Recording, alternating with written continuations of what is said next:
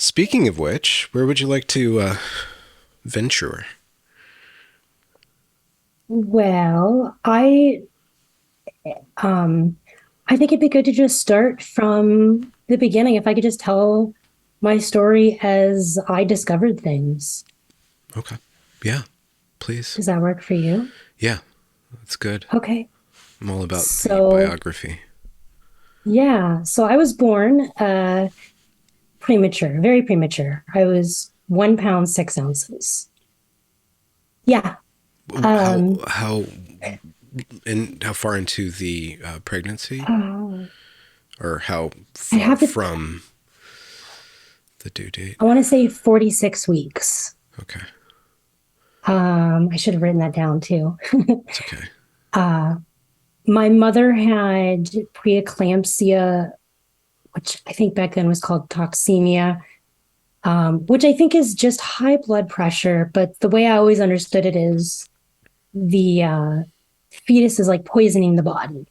And so the body's like, we need to get this out. And so even though I was that far along, I still actually hadn't developed as far as you normally would, which is why I was so small. So they had to deliver me by C-section, or both me and my mother would have died.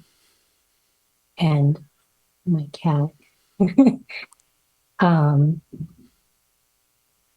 and so when I was born, my lungs were underdeveloped. I was underdeveloped. I had to be in an incubator for 2 months. And I was born with ambiguous genitalia, but I didn't know that for quite a while. Um, and I considered the miracle baby in my family because they thought there was no way I would even survive. They didn't know if I would live, for how long, whether if I did live, I would be, disabled or cognitively impaired. They had no idea. And I was delayed in like a lot of different areas of development. I needed physical therapy, I needed speech therapy. I had seizures up until I was 11 or 12 years old. I had them a lot when I was really young, but up until like 8, 10, 9, that area, I'd only have them if I was injured. So like I fell in gym class once and hit my head and I had a seizure from that. Um, And are these like very and intense or kind of mild they seizures? were clonic tonic seizures. So like the what used to be called grand mal seizures. Those are the biggest ones you can have where your upper body's seized and your legs are kicking, and they're the dramatic seizures you see in movies.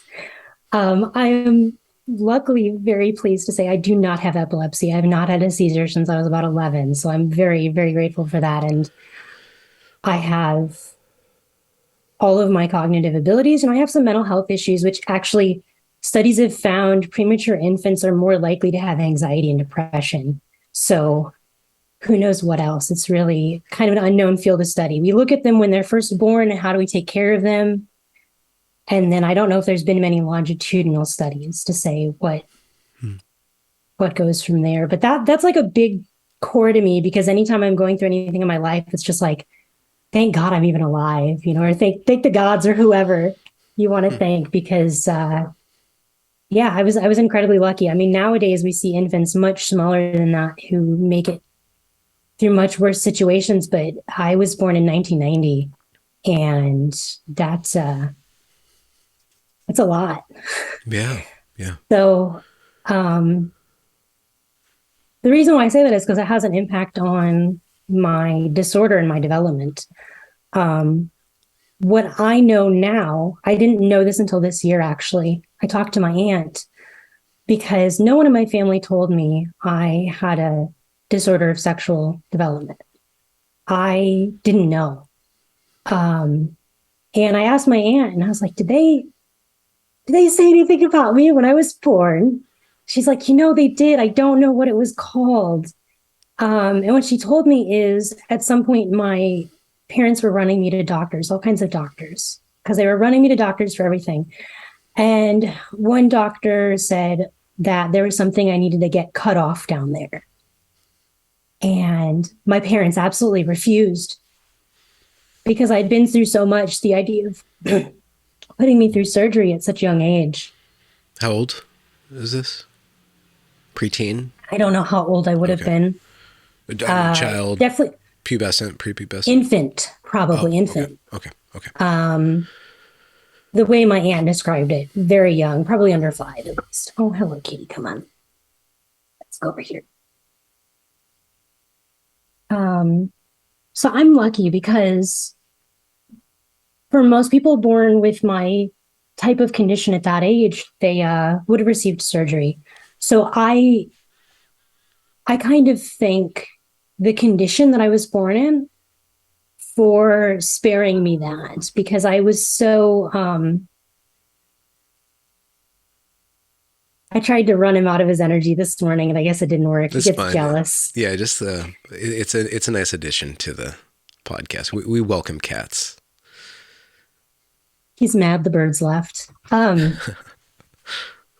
Yeah, I thank it for sparing me that because I think if I had been born without those health conditions and without those concerns and without such delicacy, then maybe I would have had surgery. And so that shapes everything for me because when I got older, when I was like a teenager, unfortunately, like many teenagers, I found pornography much younger than I should have. And I would see women and then see myself and I would know there's something different down there. I don't look like a boy, but also I don't look like girls. And I Sorry, frankly, sorry to get sure, physical, sure. but how did your Yes, no, no, no, yeah, puberty proceed then? of course. So I had a normal puberty. I Normal in which direction? Just Female. Good question, okay. female. I had my period at age 12, 11, 12. I don't Okay. mind talking about the details, by the way. I'm just trying to remember everything that I want to say. Yeah. I had my period. I would say some of my development was a little bit different. Like my breasts didn't fully grow at that age. I was short. In fact, I think now my height is actually a symptom of my DSD. I'm only 4'10". I never grew after like age 13. And what I've since learned is that higher androgens can cause you to stop growing in height. They like cause your bones to, I think the right word is fuse early. So you don't continue to grow. Oddly enough, you'd think men are taller, but I'm not sure. There's no way for me to know for sure if that's my height, why I'm short. No one else in my family is short like I am. They just assumed, well, it was because you're a preemie. Yeah. Everything about you is small. You're the micro machine of humans. Yes. Lots of power packed in a small package. But okay, this is a kind of a, I don't know if confusing is the right way, but it's very complex. So you have a period, but you have androgens in your system. So your gonads are, I have we know? ovaries. Okay, you have ovaries. As far as I am aware, I have ovaries. Okay. As far as I'm aware, I don't even know if I had high androgens as a teen. There's no way to know since I didn't have any blood work done then. That was what my doctor who diagnosed me guessed that, well, it's probably why you're short too. It's one of those things where if only humans were like trees and we could look at our blood work over our whole lifespan, that'd be so fascinating, right? But we can only look at right here and right now. So even 10 years ago when I got diagnosed, my hormones were different than they are now. And if I got my hormone levels checked now, they'd say, well, there's not really anything wrong with you, but I'm also on birth control, so that can change it. So I'll get into the nitty gritty details of it. The biggest difference is I was born with clitoromegaly, which is an enlargement of the clitoris. And you can even see it in my baby pictures. It doesn't look like I have a penis, but that's not how baby girls are supposed to look. And I know I saw my baby pictures as a kid, and I think it's one of the weird experiences that's unique to people who are growing up with a DSD with a genital ambiguity is unless you're told, you don't really know there's anything wrong with you. You're just like, yeah, that's how I look. And Well, until you start seeing other people, you don't even realize yeah, that's not how people look. yeah. It's a Well, little weird. yeah, I guess I don't want to get into the linguistic weeds, but it's not even that there's something wrong with you. It's difference, Hmm. right? I It's just mean, difference. unless the part that's enlarged is getting in the way of, I don't know, walking through a Right. very packed grocery store or something like that, like, Yeah. yeah. And yeah, it's just a difference, really. But as a teenager, not knowing what was going on there was really, I don't like overusing this word, so I will just state that plainly because I think it should be used appropriately. But it was traumatic. I think that is an accurate way to say it because I didn't know how to ask questions about why I was different. And can I talk in detail about Yeah. my difference? Just because I think if I don't, then people won't really know what I'm talking about, and it's just better to get an idea.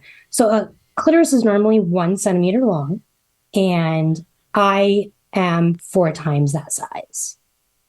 Which there's Like this four there's this meters joke if we do the, 4 centimeters. okay. Yeah. All right. There's this joke that was created as a protest by, I will say, intersex activists because that's what they were in the 90s. It's called a phallometer. And it's this ruler that says under this length, it's a clitoris. Over this length, it's a penis. Between this length, cut here.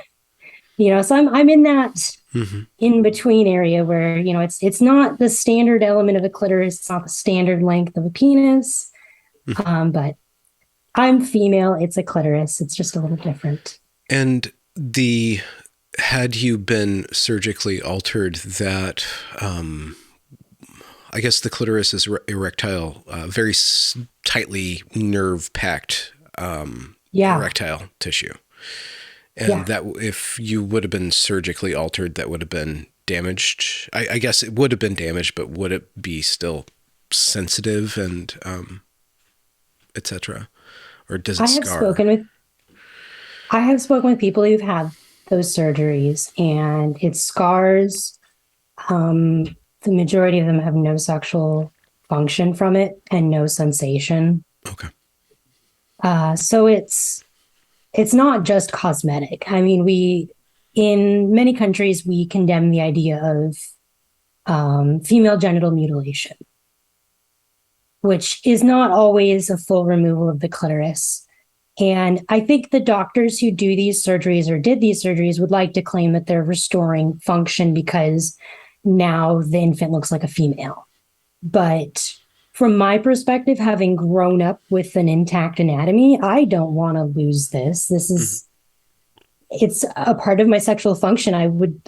Bluntly, I'd have to relearn how to do everything. Mm-hmm. um, and I will jump ahead and say I'm happy with myself now, uh, as I am. But as a teenager, I was so confused and distraught, and I thought I was hideous. I thought I was a freak. Hmm. I wanted to. I fantasized about cutting it off Mm-hmm.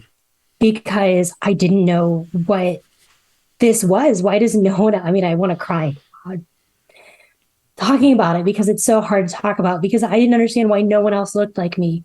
Um, One of the biggest memories I had was I learned somewhere, I don't know if I was in college or high school, this project that was to share with women the diversity of how vulvas look. There's big labia, there's small labia, there's this, there's that. And it was this online project when the internet was still kind of new and women had posted all these pictures of themselves. Or no, I think it was the one where she had done molds of women's vulvas and then made clay sculptures out of them. And I was so thrilled. I went on the website to look, and none of them looked like me. Hmm. And I just felt so, I don't even have a word for it. It's Rejected or I don't think deleted? rejected, but just unseen. I even today, if I want to find people who look like me, and this leads into things, it's either women who have gone on hormones to do that to themselves, or they've been on steroids for weight training, or trans men. But even then, for the most part, females don't get the kind of development I have unless they are born with a DSD. I don't have congenital adrenal hyperplasia. That's not my condition. And I'll get to what my condition is. Okay. Could you just very briefly say what congenital hyperplasia is, female? Is that a genetic, I guess? Is that a genetic? It's a disorder of the adrenal glands that prevents the processing of cortisol in the body. Yeah. And it causes an overabundance of androgens. I'm pretty sure that's what it is. I don't know. I'm not the most educated on all of the other DSDs simply because there's so many. I don't have them.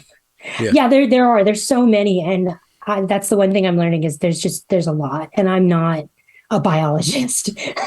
I know about my body, and that's about it. Not being able to find people who looked like me was really isolating. And so the internet's growing, and very rare people of all sorts are starting to connect. Did you even have the words to look for intersex? Did you have any knowledge that conditions like this existed? Did you have access to medical records? Or I did not have access to medical records. And again, at this point in time, my parents told me nothing. I went through puberty and my parents told me nothing. I was a teenager and my parents told me nothing. The only time that I heard anything was I might have been 17 or 18, or maybe I was in college. I will admit that my memory is very fuzzy, either because of I do have or had a dissociative disorder due to trauma. I did also have a very traumatic childhood growing up. And I don't know if having seizures as an infant impacted my memory at all. Mm-hmm. Really, no way to know there. So sometimes my time scale gets a little fuzzy. But at one point in time, I don't know how the hell it came up, but I was in the car with my dad. I was an older teenager, and he just goes, when the doctors were born, they said you were a little different down there, but that would be between you and your husband. And I just pray to God you can still have kids. And I'm sitting there like, what? Can I cuss on your channel? I'm so sorry. Sure. Yeah. Okay. What the fuck does that mean? And I didn't even know what question to ask. I'm not even sure I said anything. I think I was just like, huh? Because also at this time I was like, I don't want kids. I don't even want to date a man. Okay. Because I also grew up thinking I was a lesbian. I'm bisexual now, but I thought for a long time I was lesbian. I didn't want to be with men. My father's very homophobic, so that was not a pleasant experience for me. But to your question, I, at some point in time, must have learned what intersex was when I was in college, or I started Googling big clitoris. And I found this thing called clitoromegaly. And then I started looking, well, what causes this? All of these different things cause it. Is this what I have? How do I even find out what this is? And I didn't even know what doctor to go to or who to see to figure that out. And this was after my sophomore year of college, which at that point in time, I decided to drop out of college. I was dating someone then who would become my future husband, now ex-husband. And the relationship was very important to me. And I was depressed and emotionally upset. And I felt very like college wasn't going to get me anywhere at that point. So I decided I was going to drop out of college. And that summer, I spent a lot of time on the internet. And my boyfriend actually introduced me to a fetish website. Have you heard of FetLife? I think some of your other interviewers have maybe talked about it. I'm not sure. I know they've talked about how kink has gotten into there. whole situation. But it's like a social media website for people who are kinky and have fetishes. And I was 20 going on 21. And so like I said, I thought I was a lesbian like for a long time in high school and middle school, but I was dating a man because I thought I can't date women. My dad will execute me and I'll go to hell. I can't do that. Okay. So he introduced me to that. And even though I was very sexually shy, I thought maybe if I explore these other avenues, I'll become more sexually open, be more what my partner wants me to be. But on these websites, I started searching for stuff about gender and intersex. And I did meet one intersex person, but for the most part, what I learned about was trans people. And I talked to a lot of trans people and I found trans men and I saw these really gender androgynous females, you know, and I think they meant they were trans men, but maybe pre-T, and they were just really androgynous. Their hair was short. And I was like, that's what I want to, that's me. That like, I want to look like that. And not like them on testosterone, just them androgynous. Because I think it's important to point out that I had a very controlling type of femininity growing up from my parents. My mother was obsessed with me having long hair. My father had very Christian values and ideas about what a woman should be like. So I couldn't curse, but my brother could. And my parents divorced when I was 5. And they separated, and I'd go back and forth between their houses. And that's a very long story. We can talk more about that if you want to. But when I lived primarily with my dad at the age of like 12, 13, 14 and older, I was cooking and cleaning the house. And what I would wear out of the house was judged often. I shaved my head my freshman year of college for St. Baldrick's, which is a charity raise money for cancer, and you donate all your hair. And I loved it. I loved having short hair. It pissed off both my parents. And then I had a pixie cut, you know, which is totally normal for women to have. And my dad said I looked like a lesbian. So just seeing women dressing androgynously and having these short haircuts was like, you can do that? You're what? Because I only knew this really restrictive idea of the femininity that also made me sexualized by men, which made me incredibly uncomfortable. I went through that whole tomboy phase when I was like 14 first hitting puberty. All I would wear was like skater cargo shorts and big baggy t-shirts and just hid my body. And my parents hated it. Oh, they hated it. But I felt so much safer just hiding my body. But I saw these things and I started talking to trans people and they started telling me about what gender dysphoria was. And I think people really want to find a panacea. They want to find a cure. They want to find that thing that will fix every problem they have. I had depression. I was cutting since I was 14. I had panic attacks throughout high school. I couldn't go into hallways because the amount of people in the crowds would cause me panic attacks. So I'm glossing over the amount of mental health issues I've had simply because while that's a really big part of my life, it's not what I want to talk about right now. And if you want to ask questions, I'm more than open to talking about it. But just suffice to say, like I was a mentally traumatized child from my parents and the divorce, and my brother was autistic and I effectively had to raise him. Were you older or younger than him? Older. I'm 2 years older than him. Okay. So all of these things, I was very lost in my youth. And so like I said, I had a dissociative disorder as well. So I felt very disconnected from my body. I would sometimes not recognize myself in mirrors.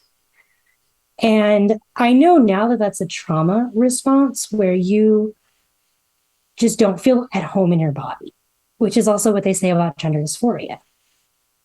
So I met people talking about gender dysphoria and I was like, that's what I heard. that's that's what this is. Maybe if I do these things, I'll feel better. And trans men have big clitoris. So I'm already like halfway there. I'm clearly not a woman, which, Hmm. that's not how I feel about it now. Females with clitoromegaly are obviously women, if they want to be women, what have you, they're female. Um, and it doesn't change me at all that I have a big clitoris. But for me at that time in my life, it othered me. And I ran into these people that were seemingly explaining everything that I felt my entire life of if I just did all of these things, then I would be free. And I talked to them and I put it away. I tested the waters. I thought maybe this is what it is. I told my boyfriend about it. And I just thought, I don't think I can do this. And I put it away. So I put it away for a while. And that was when I was like 21. And then I left living with my parents. I moved in with my boyfriend at the time. And I put it away. It wasn't there at the forefront of my mind. I tried to talk to more intersex people. That's one important thing to say. At that same time period, I did find an intersex online group. And I tried to join it and I said, this is what I look like. I don't know what I have. What do I do? Was I born intersex? And I was immediately banned from the web forum and they said, don't you come here and make fun of us. You're just trying to be one of us. Don't you pretend to be one of us. And what I understand now is that there's a generational divide between those with DSDs who were surgically altered and those who were not. Because I'm talking to a lot of younger people who have DSDs and the majority of them were not surgically altered. Some of them were, some of them weren't. And that's a big divide because for those who were surgically altered, there's a lot of hurt and disdain and I think envy is the correct word for those who have not been. And I will not say that that they don't deserve to feel that way. They absolutely have every right to be hurt and to grieve what they've lost.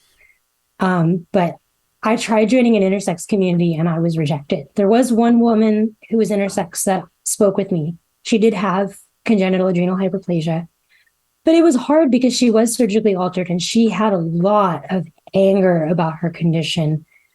And I wanted to have acceptance and peace because I can't do anything about it. I mean, I could go and get a surgery and get it removed, but hey, okay, do I really want to do that? So like I said, I put away these feelings that I might be trans, but they came out again. I started looking again. And what were if you want to just describe the extenuating circumstances of when they came back? Like, was there a shift in your life, your outer life? I was with my boyfriend that I was living with, and I don't know how much I want to talk about it in detail, but in brief, having now no longer been in the relationship, there were a lot of problems. He was very emotionally abusive and manipulative. And regardless of how he was, I went from living with my abusive father who controlled my life and didn't let me date to living with a boyfriend. And for anyone, male or female, if you're going from an abusive house right to a partner, you have no time to learn how to just be yourself. I didn't know what a boundary was. I didn't know how to be self-sufficient emotionally or even financially, honestly. I'd never had a job before. That was the first time I got a job. I also didn't drive. I still don't drive. I'm currently learning to drive. Oh, I'm very proud of that congrats, fact. Yeah. I got in a car accident when I was 17 after I got my license, and I never drove since. Oh, okay. But I did trauma therapy for it, and I'm in driving school now, and that's a really big deal for me. So I was isolated. I was in the middle of nowhere in a small town with my boyfriend who was manipulative and abusive and had some sexual issues that were put upon me. And what I'll say is that I know many detrans women who say that transitioning becomes easier because you can escape being sexualized. You can escape feeling like a victim of men. You can hide from that. And while I didn't understand that then, I understand that now. I was running away from so many things. But I thought this is what would answer everything for me. And even at that time, I tried it. I told people I was going to transition. I changed my clothes. I picked out a name. And then I said, I want to get my condition diagnosed. Before I do anything, I don't know if these feelings are from my condition. Can I do anything about it? Because I'm a very analytical, logical person, and just jumping to conclusions like that just didn't make sense to me. I want to rule out every possible thing that there is. And I tried. I went to therapy. I made myself go to therapy to talk about my gender dysphoria. You know, so many people say they just want to skip the therapy process. I was like, no, I'm going to go to therapy and I'm going to talk about this. And I want to know why I feel this way and can I change this? But when you talk about it in therapy, they'll say, well, why do you feel this way? And of course, because I feel like I'm a man, because I feel like I was meant to be born a man, because I feel like I should be, because I never fit in with other girls. Well, of course I didn't fit in with other girls. I'm not good at socializing because trauma makes it hard to socialize. And I'm developmentally delayed because I had seizures and I have ADHD, and that developmentally, like that emotionally delays you by like 5 years, actually, they found. I didn't know I have ADHD until around that time too. So I did great in school, but once I hit college, it tanked hard. So I tried to get an explanation for why I feel this way before transitioning. So I went and I went to a doctor at a hospital and I said, like, I want to get this diagnosed. And they sent me to a couple different doctors. I went to a gynecologist and they had me do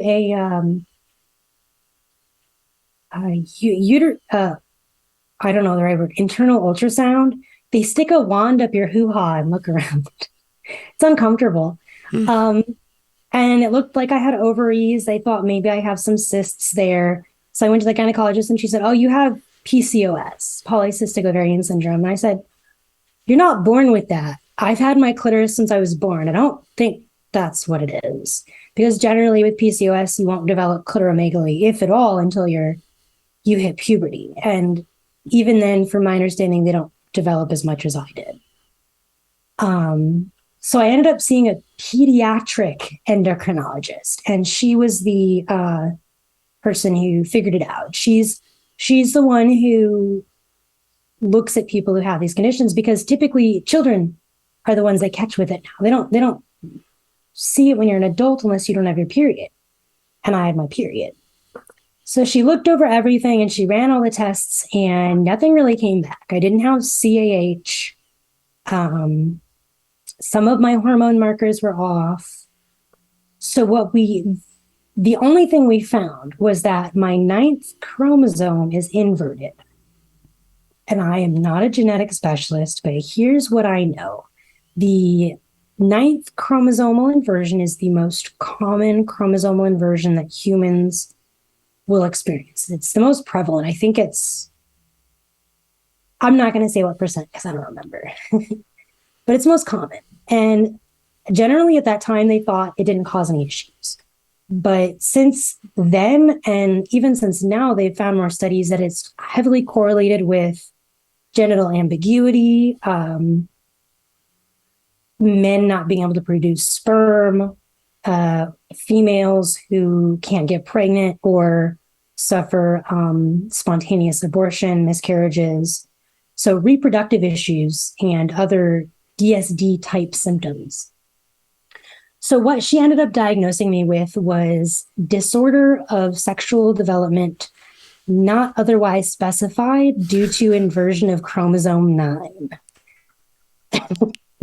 Sorry which to is a really laugh. long way of Yeah, saying it's not a we don't romantic know. term. Isn't there a Latin No, phrase no. that can just put all that together? Yeah, so I just say DSD INV9. Okay. Um, You sound like a spaceship. and thank you. That's cool. um, what I ended up doing, so I also had a lot of body hair. And one of the things I always noticed is I had less body hair than my brother. So I actually told my dad, I wasn't in a lot of contact with my father at this time.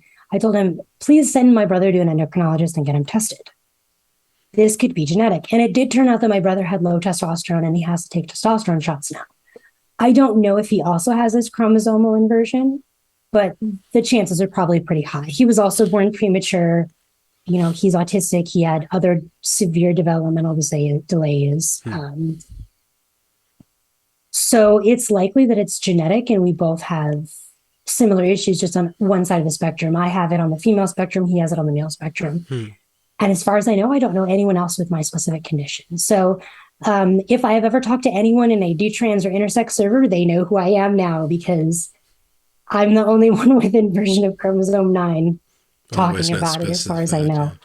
Yeah. And body Yeah, hair, male typical, facial I hair. had a mustache, I had chin Okay. hairs, you know, Hmm. nothing, you know, I didn't have a full beard, but I had enough where I got teased for it and I had to Yeah. shave in high school and, you know, all that fun shame that women Yeah. get for just having some masculinization. And that is really difficult. You know, no one, even if people didn't see me down there were all these other things, you know, and I had some minor hair on my breast. Like I said, my breast didn't develop when I was a teenager very much. When I first took birth control, my breasts actually grew. Like they actually grew, like they were hurting. I actually went to a pregnant woman I knew and I was like, did your breasts hurt when they grew while pregnant? She's like, oh my God, yeah. And I didn't know that like when teenagers breasts grow, like that's normal. They actually grow and they hurt. And like I had never gone through that. I actually had like lumps I had to lay like moved. Yeah, I know it's a lot of details, but for me it was so bizarre. I took estrogen and now my boobs are growing. It was weird. Um and so I got diagnosed and the doctor pretty much told me I could go whichever direction I wanted. If I wanted to be male, if I wanted to be female, I could do whatever I want. Um, and I definitely embody that idea of like, I'm intersex. I'm an open book. I can pick my path. I'm going to choose my own adventure.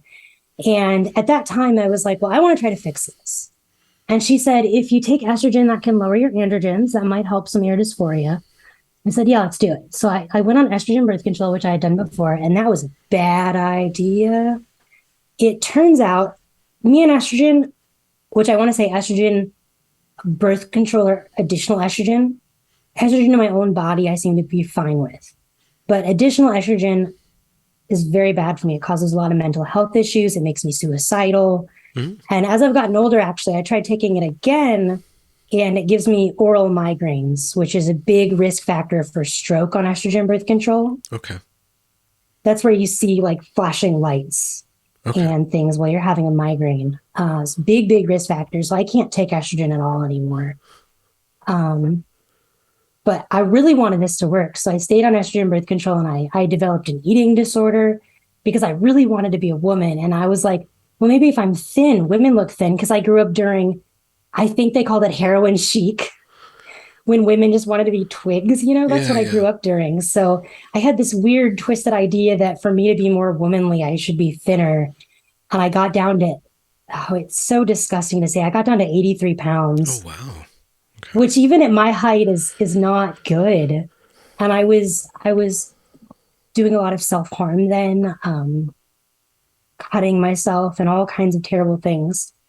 And that's probably one of the darkest parts of my life, truly, because I could have been very close to dying purely from my eating disorder. And I ended up going off the estrogen. I went on Depo-Provera for a while, but the biggest change is I moved. I moved from the rural city to a moderately sized city. I don't want to say where I live. I'd like to say, yeah, but There's a little bit more culture, there's more people. yeah, a little bit more liberal, more people, more access to stuff, and I was like, estrogen didn't work for me. So that must mean I'm male because estrogen is a female hormone. So because me and my partner, my then husband at the time agreed, like, we're going to try the female thing. And if that doesn't work, then it must be because I'm trans and because I was meant to be a boy. Like, that's really how I thought about it. It's so weird now that I couldn't just accept, like, no, I'm just a woman with a DSD. That's fine. But I still had all this trauma. And just because I changed my birth control didn't mean that eating disorder and the dissociation and the self harm went away, you know? And so I moved, and that move was incredibly stressful because I was getting a new job. I was in a new place.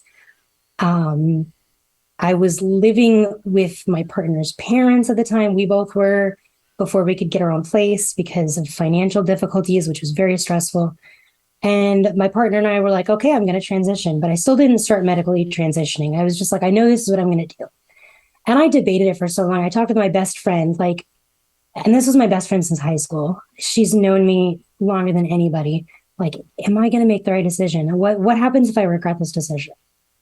What if I don't like this? What do I do? I guess I just don't. I guess I just change, stop doing it if it's the wrong decision. But how do I know? How do I know? How do I know? And no one could give me the answer to that question, and no one can. You know, like I said, I tried to go to therapy to get the answer, and I knew I had trauma, and I knew I had dissociation. And when I went to the doctors and said I want to transition, no one stopped me. Like, I went to the doctor here, and he he says he is the gender expert in this city because at the time he was the only one transitioning people. And oh, he was so proud. I was his only intersex patient. He thought it was so cool. Um, Like a little which trophy. is an interesting way to respond. Yeah. I'm sorry. Like a trophy. Like, Yeah, you're the yeah. rare Pokemon that he got. Yep. And I came in with all my medical paperwork to show here's my DSD. I want to transition. I'll go to a therapy session if you want me to. He said, oh no, it's fine. You don't need to do that. You have a DSD. We'll get you hooked up. Okay. And at the time, that's what I wanted, so that's what I did. And my path to getting on testosterone was very bumpy because I'm terrified of needles. Mm. So like I tried creams and that didn't work, and the androgel is expensive, so I couldn't do that. And then I finally started injections at like age 26, at 2016. But I was too scared to do them myself, so I was actually paying to go to a clinic to get them done every single week. I cannot tell you how much money I spent on it, Benjamin. Like, I spent so much money to do this. It sucks. Hmm. And it's so much cheaper to do them at home, but intermuscular injections are difficult. And I finally did them myself at home, but I had to take Xanax every single time. And every single time it was a panic attack to get it done. Oh, do you have a talking therapist at all, a counselor at all during this? Currently, During this? During the jabbing period. No. Okay.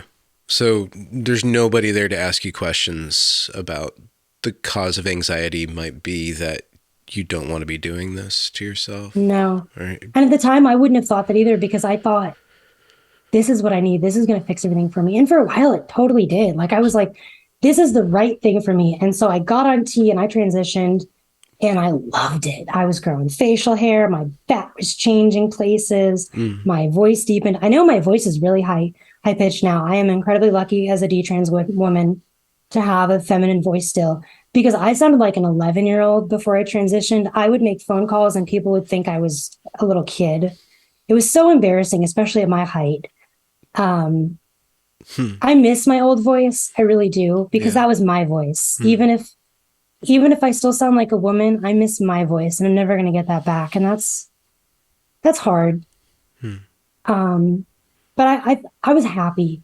What about the emotion? And sorry, you don't have to answer this, but again, it does affect libido, or at least what you think about in the world, how you see the world, and the emotional engagement with the world. So, do you mind just briefly, to whatever degree you feel comfortable, just my sexuality? Well, not your sexuality, but just how you engage with it. How did testosterone make you feel?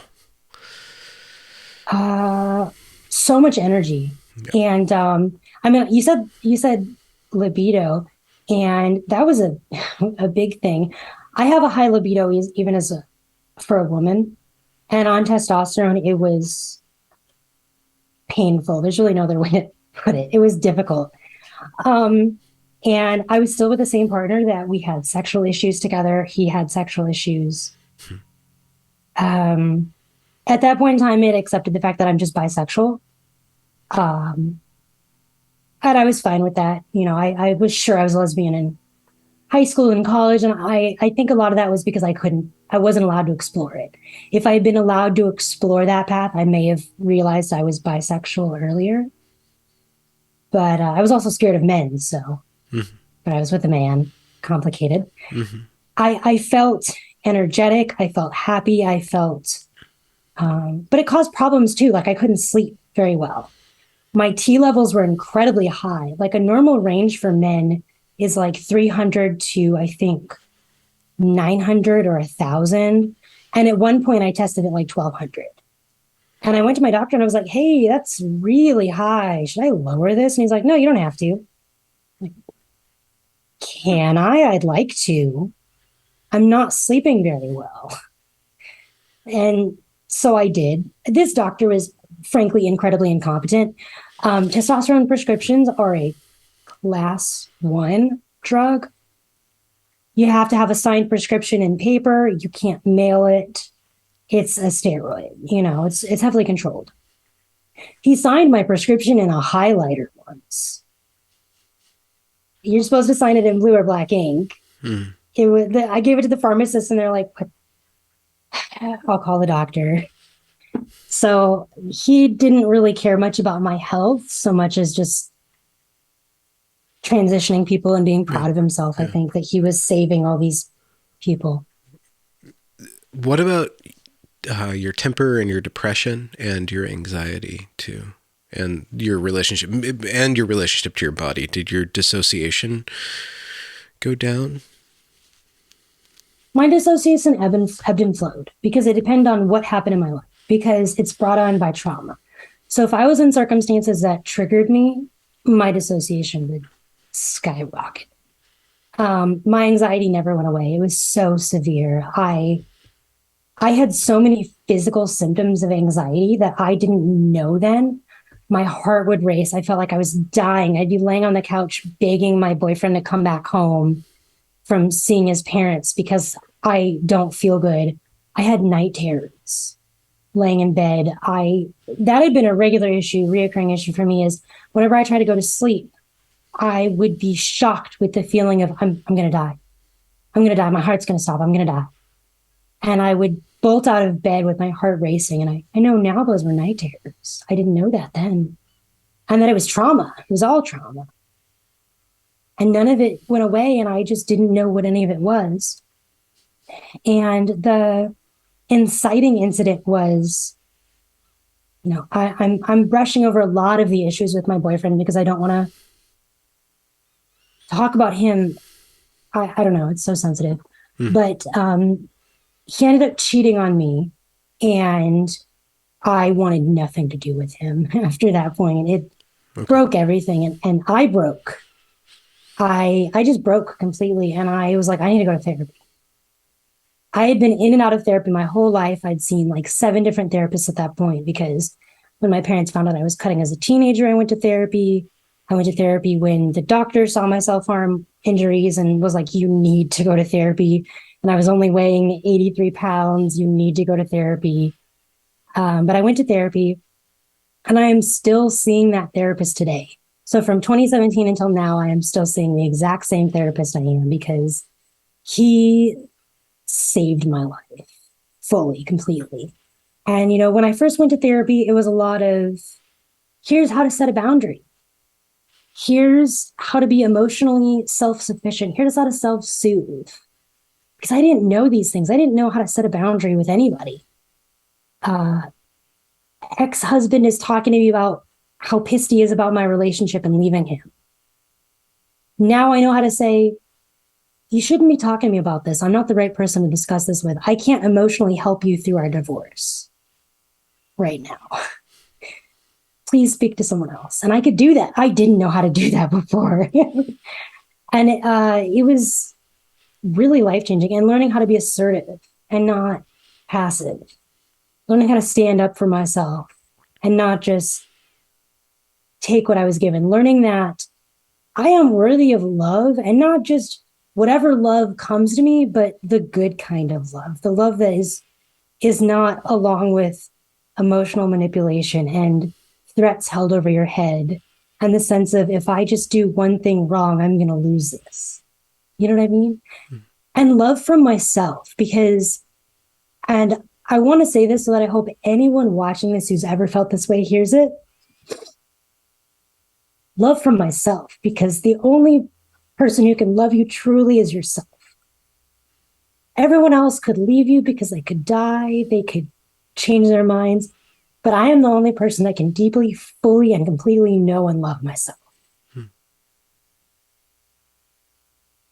And learning that was such a big deal for me, because I never had that from my parents. My love was always conditional upon how I behaved, and or not given. My mother was very emotionally neglectful. But I was still trans at that point. I hadn't hit peak detransition. For a couple of years, I was single. I was dating people. I was trying to come out of this divorce and emotionally put myself back together. And what set things in motion was, I was in a relationship with a woman, and we tried having sex, and I kept feeling incredibly uncomfortable. And I kept dissociating, and I didn't know it was dissociating at that time, really. I knew I had a dissociative disorder because I finally learned what dissociation was, but I didn't put two and two together that dissociation and gender dysphoria can look alike. I thought some of my dissociation was from gender dysphoria. I still believed that. But we tried having sex one time, and I'll just be graphic. I tried using a strap-on, and it was the first and only time I tried using a strap-on. And I just immediately broke. I couldn't, I had to stop. I didn't want to see her anymore. We weren't in a very long relationship. I was having constant dissociation, just constant derealization. The world around me didn't feel real. I didn't feel real. And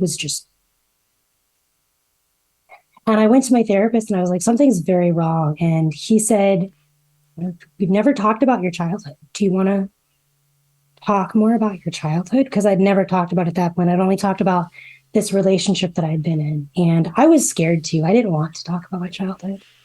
But I did. And I started doing this type of trauma therapy called eye movement desensitization and reprocessing, which is shorthanded as EMDR. And some studies say that it is no more effective than exposure therapy, but I will absolutely say that it saved my life and changed my life completely. And I have recommended this to numerous people, and they have said the same thing. They have said that if you had not told me to do EMDR, I would still be like I was. And what I realized was I know it sounds silly, but I didn't know. I didn't remember. I had always suspected that I had been sexually abused at some point in my childhood. But between my memories and everything, I didn't have a clear picture. And regardless of what happened, I felt the impact of it. I also want to give a shout out to a book. My therapist gave me a book called The Body Keeps the Score by Bessel van der Kolk. He is a leading researcher on trauma and its impacts on the body, on the mind, and the brain. And I read this book before we did any of our therapy, and it was like a shock how much trauma affects you, how it affects your ability to socialize, to make eye contact, to feel at home in your body. It affected so much. And so I did this therapy, and I started realizing I was sexually abused, and realizing that there are parts of me that are female inside of me. that I was rejecting and hiding and burying. And it's cruel to keep that buried to those parts of me. Um, I'm sorry I get so emotional about it. It's, it's cruel to not let me be my full self and to just keep those parts of me buried because of the trauma and to not let those parts of me heal and be able to live. And when I realized that, I came into therapy and I said, I think I need to detransition. I think I can't do this anymore. I don't want to take my shots. I don't want this beard. This is not what I'm supposed to be. And it was terrifying because I thought that I had done the thing to save myself. I thought I had done this thing to heal myself and protect myself. And it was, I'm sorry, I'm getting so emotional. It was not what I was supposed to do. And I felt so, it was the biggest moment of my life, but also the scariest because I thought I had made the right decision. And I had fought to make the right decision too. I want to make that clear to anyone who's listening. I fought. I went to therapists. I tried to talk about my trauma. I asked them why I'm feeling this way. People even said, maybe you have trauma, but no one said, maybe that's why you have gender dysphoria. And I felt so hurt by the system and betrayed. And I don't want to blame anyone else because I was an adult. I was 26 years old and I made that choice myself. And I will accept the fact that I made that choice, but I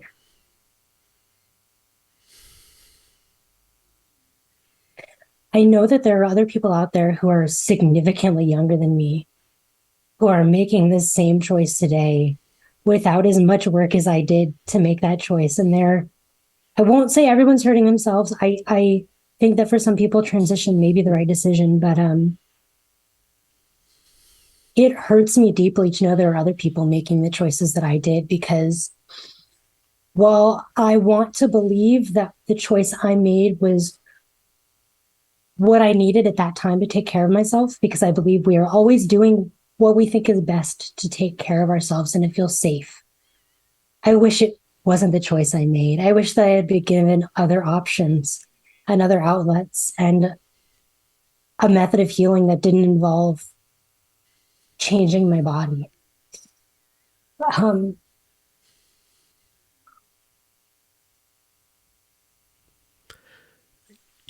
Thank you for sharing, and it's totally fine to be emotional. You're making me emotional, but Sorry. no, don't be. Your therapist. This gets a little political. There are laws in place that discourage anything other than affirmation. Could be the case that your therapist didn't want to touch this or couldn't touch this without risking his license. So when you did breach it, do you feel that he was able to address it without something hanging over him? My therapist is amazing. I will actually even say that my therapist is transgender. He was a butch lesbian when I started seeing him, and he has since come out as trans. I don't know if he intends to go on hormones. It's none of my business. We have a client-therapist relationship, and he is still the best therapist I've ever seen. So I will not judge him for his life decisions. But he said, if that's what you think you need to do for yourself, you do what you need to do. He never tried to stop me or say that I had internalized transphobia, which I know some people come up against. He fully supported me doing whatever I felt would heal me. And he did tell me to take things slow. He said, don't label anything, which I thought was the best answer. Because when I got out of it too, and I wanted to transition, I again thought I was a lesbian because I was pushing back on my feelings for men because I had just gone through trauma therapy for sexual abuse. I don't want to be around men. They're terrifying. What if they hurt me again? I'm a woman now. What if they, all of those feelings. I didn't know how to interact with men as a woman again yet. So he said, don't label anything. Why do you have to be a woman right now? Why can't you just, if you don't like your beard, shave it. If you don't want to take your injections, don't take them. But don't label anything yet. Just try things and see how you feel. Don't rush into anything. And I just wanted to rush into everything. I wanted it to make sense. But he he has been so supportive of it. And that, you know, especially now that he's transgender or whatever he is, I'm not even sure. That's his business, not mine. But he's been supportive. And I saw even recently they are trying to do a federal legislation involving banning conversion therapy. And I do wonder what that means. And I wish they would be explicit, because I think it's incredibly important to assess people for trauma. My opinion is that regardless of whether they do transition or not, everyone deserves to be happy.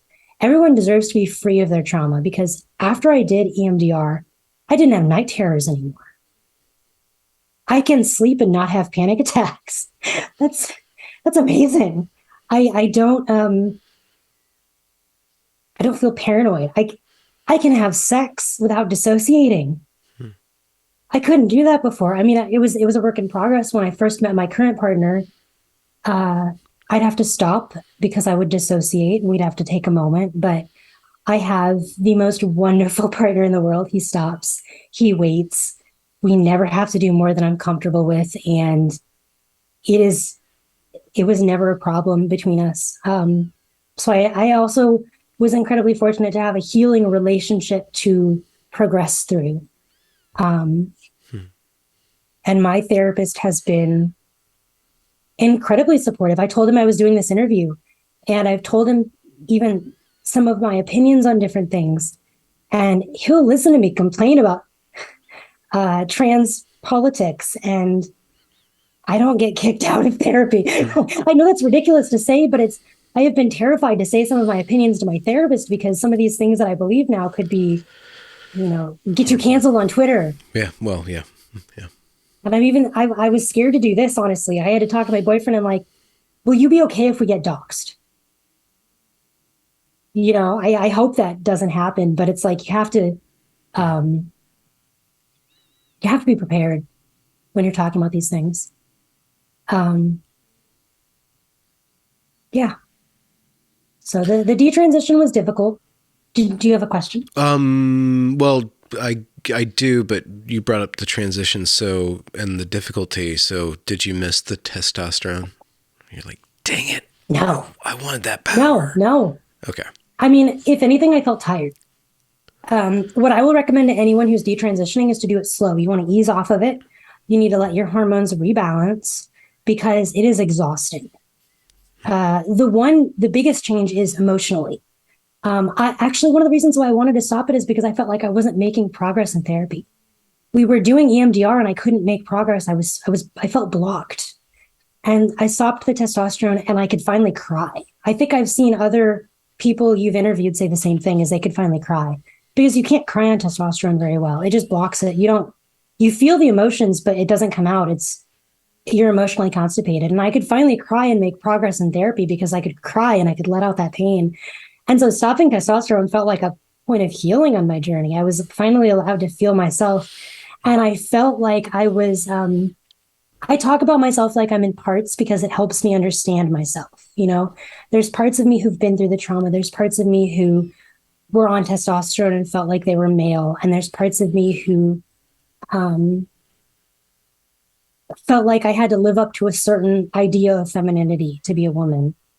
And stopping testosterone, I felt like I could finally invite those female parts of me, the little girl who went through so much pain.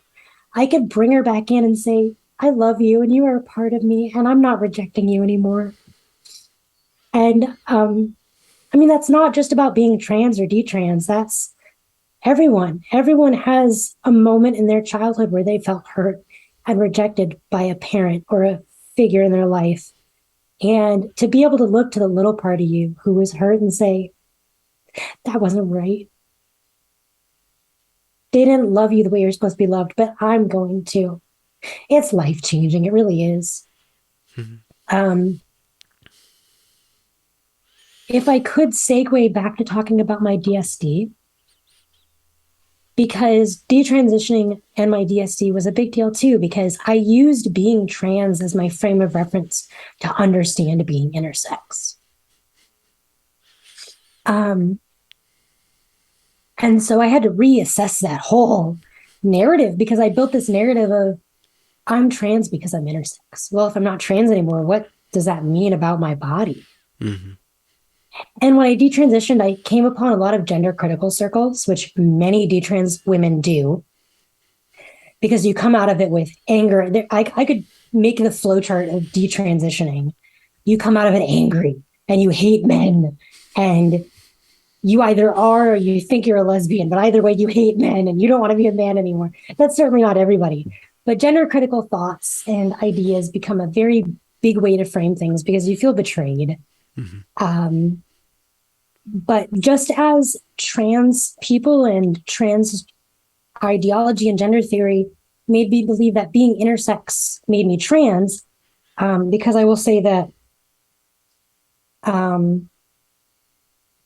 one of the ideas that they put forward, I just want to talk about briefly, is they will often say that gender is not a binary, sex is not a binary, because DSDs are out there and intersex people exist. Okay. And they will. This is the queer theory trans rights activist frame of race. Yes. They'll try to use intersex people to justify their transition. And frankly, I think my body has nothing to do with a dyadic person's transition. And dyadic means non-intersex, or they do not have a DSD. Oh, this is the cis. This is your special word for, like, this is the basically dyadic. Okay, cool. Intersex dyadic. So my body, my being, and any other intersex person's being has nothing to do with your transition because you're not intersex. If you're intersex, it's different. I have friends who were raised female, they were raised girls, and then they hit puberty and they have male puberty. How the hell do you deal with that? Okay, you transition, but that's different. Every person that I've talked to who's has a DSD and has done that, they feel trans because that's the only language they have to talk about their experience, but they're intersex first because that's why they're that way. It's completely different. So I used their frame of reference first, and then I went to gender critical theories, and you go there, and the way they talk about like Semenya Castor and people with, androgen insensitivity syndrome is disgusting. Like, well, they have XY chromosomes, so they're men. Are you kidding me? What are you talking about? Or, I don't think they would call me a man because I have XX chromosomes. But the way it makes me feel is I do not have typical female genitalia. Am I not a woman? And I have to deal with that on my own. It's been a journey, but I eventually found that gender critical theory also did not serve me, because even if they would accept me as a female, if they're not accepting my brothers and sisters of DSD for who they are, I can't support them, because people with DSDs go through enough shit in their lives. They don't need politics telling us that we are or aren't one thing. We just want to live our fucking lives and not be policed. Like, if anyone doesn't want to be policed by gender rules, it's these people who are growing up being told our genitals are wrong or our hormones are wrong. Yeah. Yeah. So this is the political part of the conversation where you're just talking about the reigning ideology. The trans or queer theory ideology was useful at some point, but then just distilling, and I'm sorry to distill or Ben-splain your situation, but you have to. You reached a point where you were blocked, specifically with the testosterone. Get off that, you get to move forward. You find that the whole trans identity starts to crumble. Then you have the gender critical, which is just a good tool to deconstruct the trans ideology, but it doesn't seem like it's serving you positively. So where do you go from there? Or do you get to be free of all ideology and just be this perfect postmodern subject floating through the world? Can anyone really be free? I do think gender critical theory served me in a lot of ways, because I did have internalized misogyny. I did have internalized biphobia, or whatever it was when I thought I was a lesbian. I don't know how to categorize that. But only this year really did I get to the point where I said, how do I how do I integrate my genitals into my being? Because I got to a point where I accept that I'm a woman. But for me, I'm, and I will not speak for anyone else who has genitals like mine, but I can't look at it and see female genitals. I just don't, because I've been told my whole life that's not what women look like. And I won't say that I'm not a woman, but it's just like I said, when I was a teenager, I felt othered and I felt alone. And those feelings don't go away. And that's what I was trying to process. Okay. And talking with intersex people and intersex advocates is really what helped me, because I was able to come to a point where I could just say, this is just my body. It's not going to change. It's not going to go away. My genitals are never going to change. They're always going to be like this. And they always have been like this, but that doesn't change who I feel I am. I don't need to be, I don't like gender ideology, but I feel like it is applicable in some circumstances, because I can say I feel like a woman, even if my body isn't fully typically female. Mm-hmm.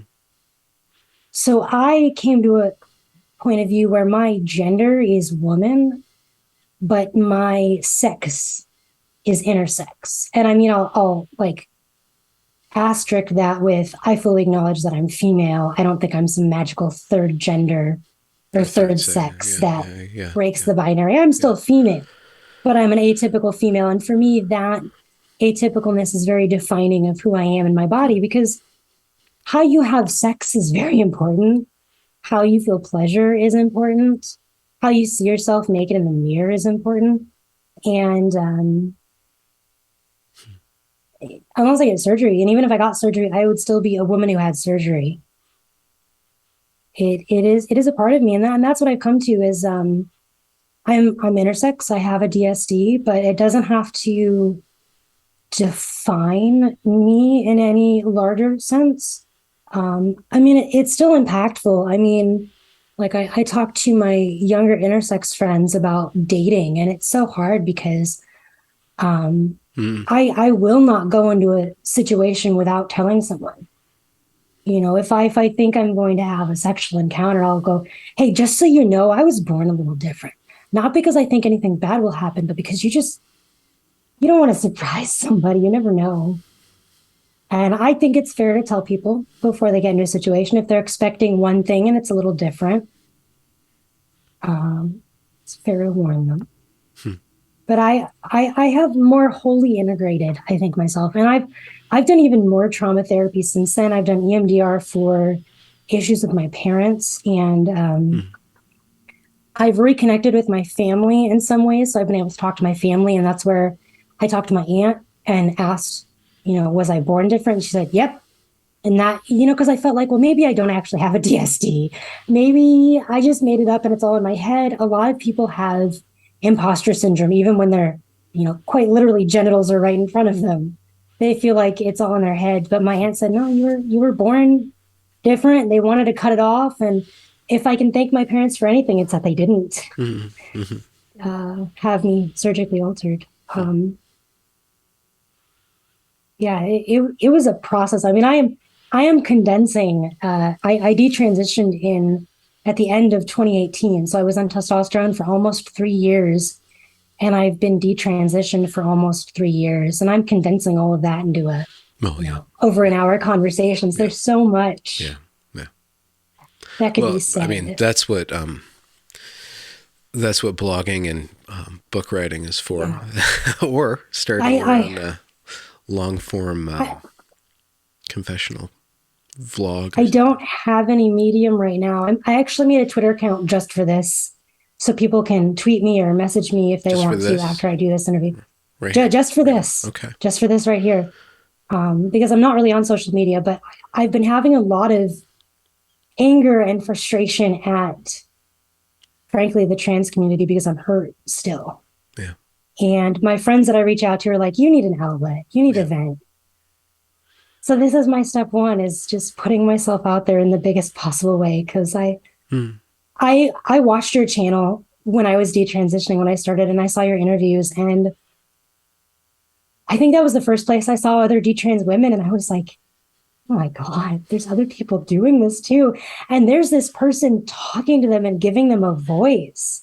I have to thank you so much for doing this because I don't know, you've come full circle. You've been doing these interviews and now you've helped someone on their detransition path too. So thank you for that.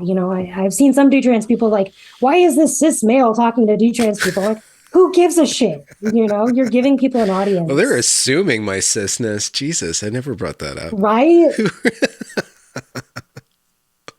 Which there's so much that could be said about that with DSDs because you can't see if someone has a DSD.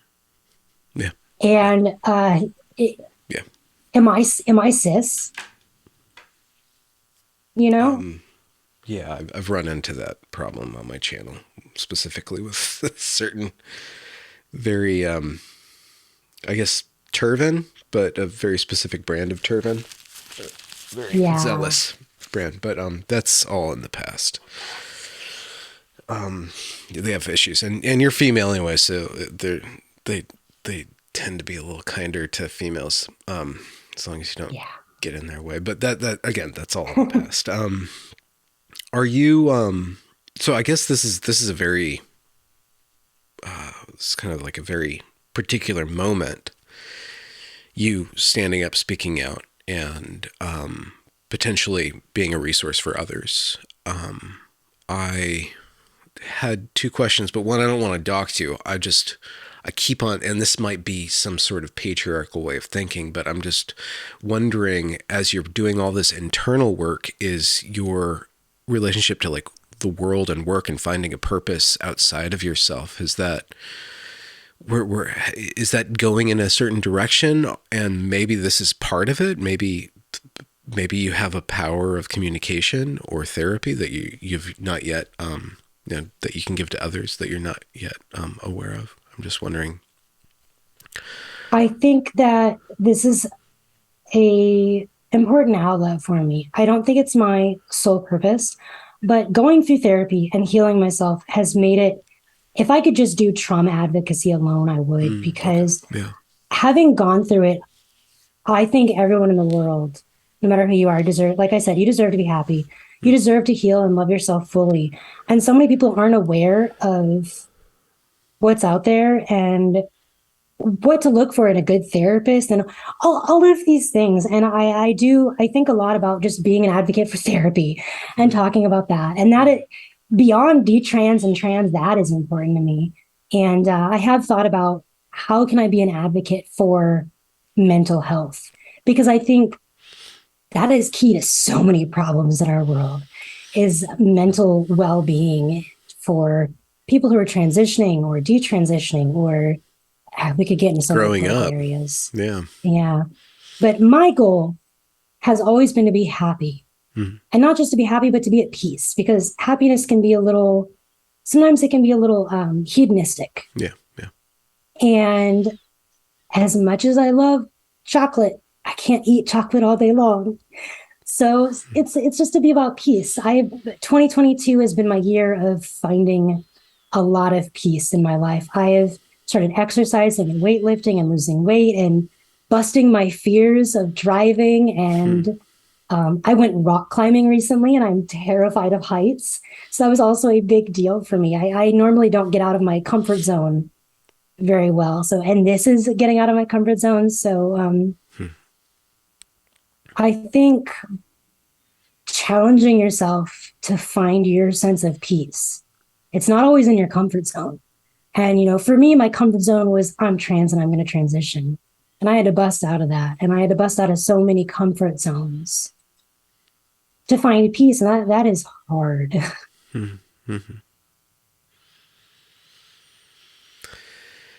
Oh, you pack a punch, and you're absolutely a gorgeous soul. You're just absolutely just shining. But thank you for sharing that light. You're welcome. Do you have any other questions? I don't think so. I think that is enough for now. Like I gotta process a lot. Yeah. But it, If you want to do a it's second your, interview, yeah, that's always open. And, is there anything else that you think that for this interview you would like to say, to people, maybe about like, how do you know what kind of therapy, or how do you know how to find the right therapist? oh goodness. If you don't like your therapist at first, get another one. If you don't like that one, get another one. It's a working relationship. You need to both have a therapist that listens to you, but also challenges you. My therapist challenges me. He makes me answer the difficult questions and he pushes me out of my comfort zone. And you can't just have someone who listens and says, how does that make you feel? You gotta have someone who says, what are you gonna do about that? Um, and just keep don't if you don't like therapy the first time, do it again. If you tried therapy 6 years ago and hated it, try it again. Um, read The Body Keeps the Score. Um, and if I can say anything to people who maybe are considering detransitioning, while I wish that I hadn't done it, I think the biggest message I always want to give to anyone is that you are not going to be broken or a freak or disgusting or mutilated. You may feel that way. You know, especially I'm significantly lucky that I didn't go through surgeries. But if your peace is what you want, it's worth it. And it's scary to start the process, but you can do it. Detransitioning is not impossible. It is not. It is not a point of no return to transition. I wish that less people had to. That's what I would truly hope for, is that less people will have to detransition, either because they don't transition or they get caught for trauma sooner, or because they are truly happy as trans. If that's the case, good for them. Everyone deserves happiness. But there's no point of no return in life. You can always find peace again. Well, Theo, this is very clarifying, like your name suggested. So I'm going to wrap up the recording part of the interview. Thank you so much for reaching out and Thank for you. speaking out too. Thank you very much.